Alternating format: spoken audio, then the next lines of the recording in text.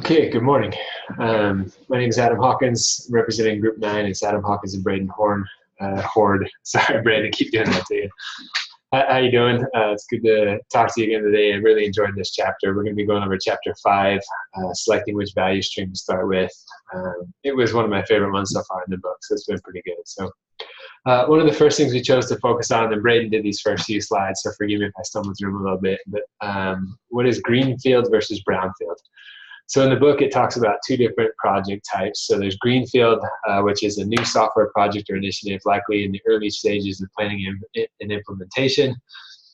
You build your applications and infrastructure from scratch, with few constraints. And so you can see from our awesome graphic here, it's just wide open. I was kind of surprised about this part, but they say they're easier to start and fund, and you worry less about existing code bases, processes, and teams. You know, the more I thought about it, when you start from scratch and fresh like that, you really get a chance to just really build it the way you want it to be built. So it's kind of interesting. I was more leaning towards brownfield being the better way to go, but it appears I was wrong. So then in brownfield, we have existing products and services that are already servicing customers. So it's a project where you're building off of what's existing. It's been in operation for a few years or even decades. Significant amounts of technical debt, such as there's no test or automation or running on supported platforms, which would be an advantage where it's already infrastructure that's been built and running. So clearly from these two, greenfield would be the better way to go, but I suppose that if you come into an environment where you're coming into a new company, starting new, brownfield is what you got, that's the way to go. So I guess the advantage to brownfield is you got years and years of knowledge of people who have been working there with it, and then greenfield, you're kind of starting from scratch, but easier to start and fun, it seems like. So switching gears a little bit, when it comes to actually building the projects and going through, you want to innovate, and find sympathetic groups. And so you see, by finding those who are more readily accepting of new ideas and changes, we can ensure a great foundation and create attitudes that help DevOps to be more readily adopted.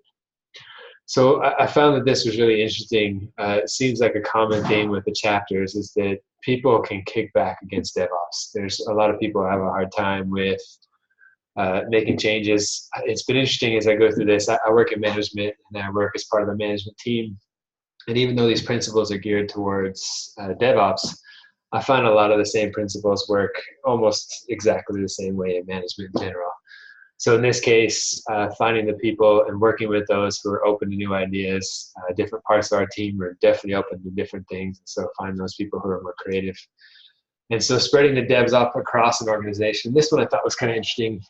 Typically, you'd want to kind of keep it in an environment you think you got to keep it close to the chest, but it says, by beginning DevOps in an organization or company, attracting influence, people, and contributors, major departments to adopt these styles of methodology, and ultimately create a voting and acting majority, we can ensure that we spread these qualities throughout the organization and improve our overall effectiveness.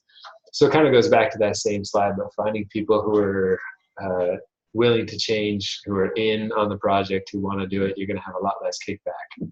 So for example, when we go to implement a new project here at work, I've always got 2 or 3 people on my team. And we pick holes in each other's presentations, look for ways, and look for those who are going to be supportive when we bring people in.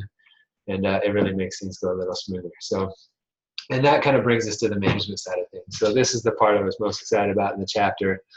So I focused on expanding DevOps across your organization. And really, if you can see, the DevOps need leaders. It needs people who are going to focus on the team members you want to help.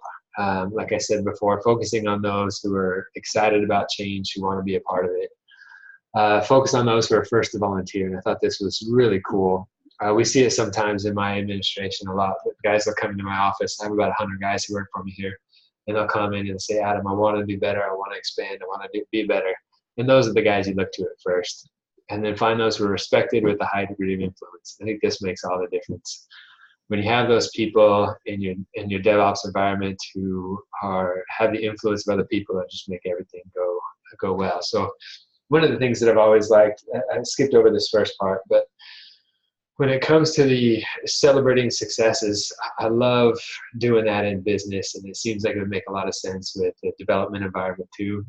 But show people that we're doing well, that it's winning, and it just kind of builds momentum and everybody goes with it. So Build a critical mass and silent majority. So I was thinking, you can see the graphics are interesting, but a manager's got to lead from the front, and then there's those who are just kind of blindly following and they don't know where it's going. So again, DevOps need a manager, but include more teams, create a stable base of support, focus on those who are receptive to the idea. And this is where we talk about the bandwagon effect down here. And then bypass dangerous and political battles. And I thought it was interesting. We have to talk about this in the business environment, but there's so much politics that go into business, and it seems to be the same way. I've never done a software development, but it seems to be the same way. You have to bypass those people and bypass the conversation and have with people who are just always negative and don't want to change.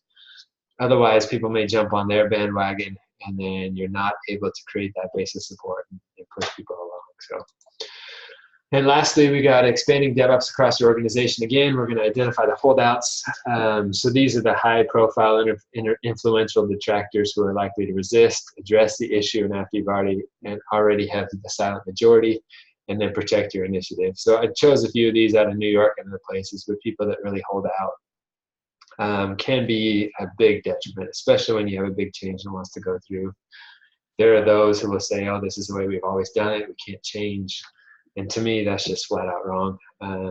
If you feel like you can't change, then your company will get stagnant and die. And in the development environment, with the changing in the software requirements, with the operating systems, with so much that changes all the time, if you're not changing, you'll die quickly. And so it thought it was interesting. You need to identify those people in your organization who are going to hold out, and then find ways to avoid them, protect the initiative, find the right people on your way, and you'll be successful. So all in all, it was a great chapter. I was really looking forward to it, reviewing it. Braden and I had a good time discussing the things and going through everything. It was interesting to see. He and I both work in different types of retail, but it's been really cool to see, kind of how these same principles have transferred over into our current jobs too. So appreciate the time. Thank you so much.